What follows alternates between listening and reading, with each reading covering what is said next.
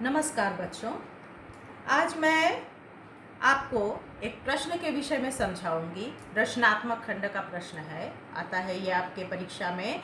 चित्र आधारित वर्णन। ये चित्र आधारित वर्णन क्या है? चित्र पर आधारित वर्णन, उसे ही कहते हैं चित्र आधारित वर्णन। ठीक है, ये रचनात्मक खंड का एक महत्वपूर्ण प्रश्न है। इसे आपको थोड़ा समझना होगा। आपके प्रश्न पत्र में एक चित्र दिया रहेगा और उस चित्र के ऊपर कुछ शब्द दिए रहेंगे, शब्द मंजूषा कह करके वहाँ लिखा रहेगा और शब्द दिए रहेंगे और उनमें से पाँच पंक्तियाँ बनाने का निर्देश रहेगा। तो ये 5 पंक्तियाँ जो आप बनाएंगे उन्हीं शब्द मंजूषा के चित्रों की सहायता से बना सकते हैं।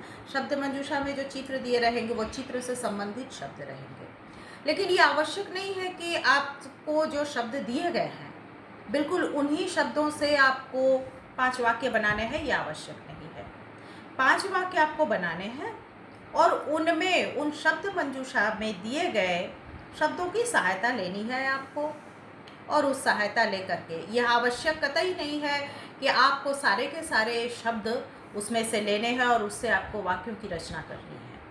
इसमें जो महत्वपूर्ण बात है वह यह है, ध्यान देने योग्य बात यह है कि जो चित्र आपको दिया गया है वर्णन बिल्कुल उस चित्र का होना चाहिए।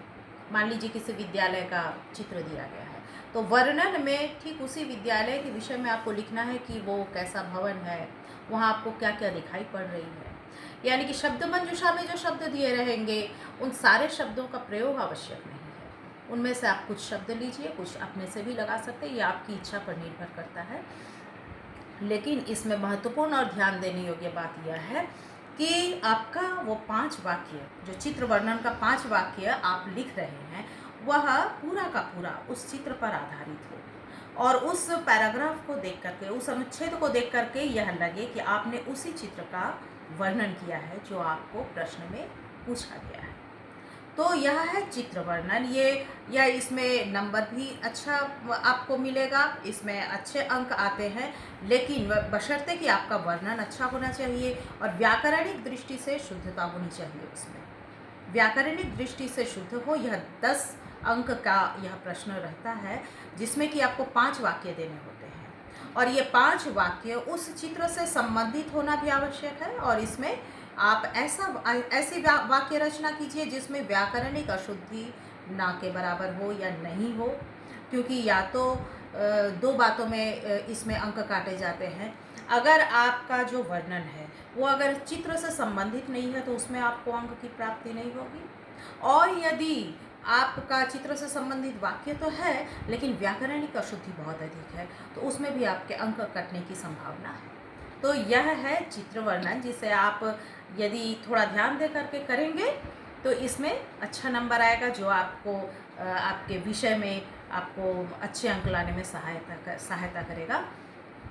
तो यही है चित्र आधारित वर्णन, जिसमें आपको 2 बातों पर ध्यान देनी होगी कि आप शब्द मंजूषा से आप अपनी इच्छा अनुसार शब्दों का चयन कर सकते हैं, आप स्वयं उसमें अपने शब्द जोड़ सकते हैं। चित्र आधारित वर्णन में मुख्य बात यह होता है कि चित्र जो आपको दी गई है, आप जो 5 वाक्य की रचना कर रहे हैं वो बिल्कुल उस चित्र के आधार पर उन वाक्यों की रचना होनी चाहिए। आपके 5 वाक्य देख कर के ये लगने चाहिए कि आपने उसी चित्र का वर्णन किया है जो आपको प्रश्न में दिया गया है। तो उम्मीद है या आशा है कि आपको चित्र वर्णन, चित्र आधारित वर्णन, जो कक्षा 10 के विद्यार्थी हैं वो तो कक्षा 9 में आप बना चुके हैं, लेकिन जो नए बच्चे आए हैं कक्षा 9 में उनको थोड़ा ध्यान देना है कि चित्र आधारित वर्णन में मुख्य बातें क्या है। बहुत सारे बच्चे ऐसी गलतियां कर देते हैं कि वो उन सारे शब्दों को लेकर के वाक्य रचना करते हैं। नहीं, उन शब्दों को लेकर वाक्य रचना महत्वपूर्ण नहीं है। महत्वपूर्ण है चित्र के बारे में आप 5 वाक्य लिखें और वो वाक्य व्याकरणिक दृष्टि से भी शुद्ध होने चाहिए। और आपको प्रयास अधिक से अधिक ये करना है कि आपका वर्णन चित्र पर आधारित हो और उसमें व्याकरणिक अशुद्धता नहीं के बराबर हो। अगर ये दोनों बातें होंगी तो आपका चित्र आधारित वर्णन जो प्रश्न का उत्तर आप लिखेंगे इसमें आपको अच्छे अंक की प्राप्ति होगी।